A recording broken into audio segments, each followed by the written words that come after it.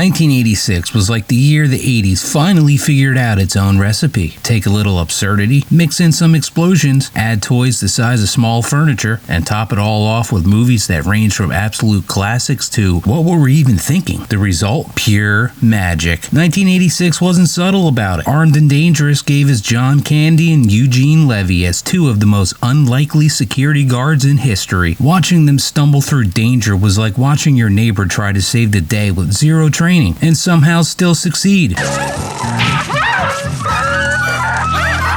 And if you weren't succeeding, you'd be in the money pit, where Tom Hanks and Shelley Long taught us that owning a house was basically one long horror story disguised as a comedy. Every single wall crumbled, pipes exploded, and staircases collapsed. And we laughed through their misery while secretly worrying about our own mortgages one day.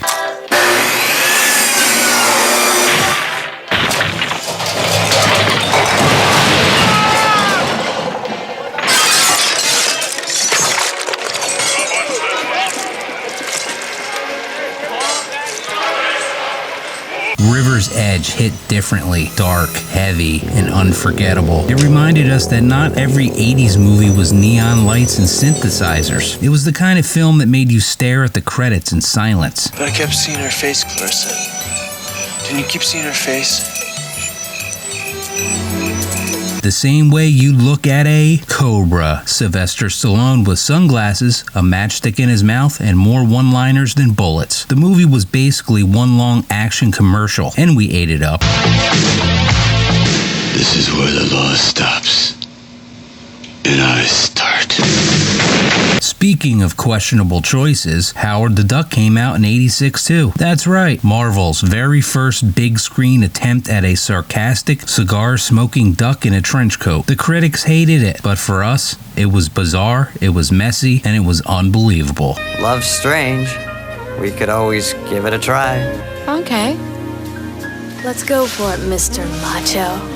And to balance things out, Flight of the Navigator gave us the ultimate childhood fantasy, getting taken by a talking spaceship that lets you time travel and hang out with alien creatures. That movie was pure wonder. It made every bike ride home feel like, just maybe, a UFO would scoop in and grab us too.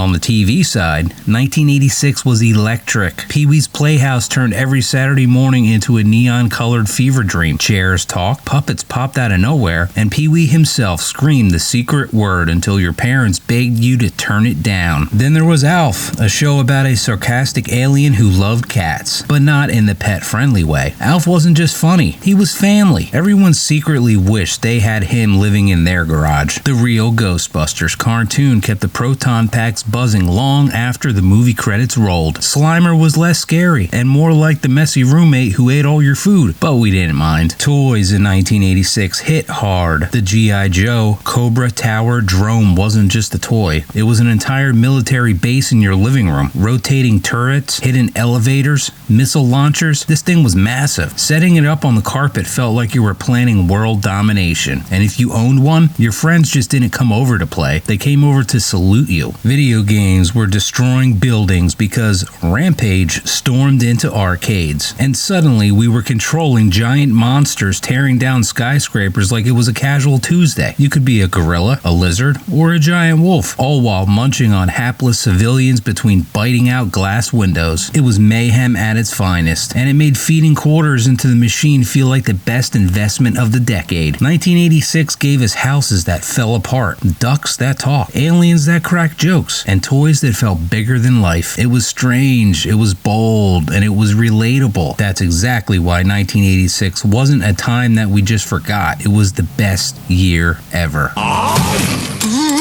Wait!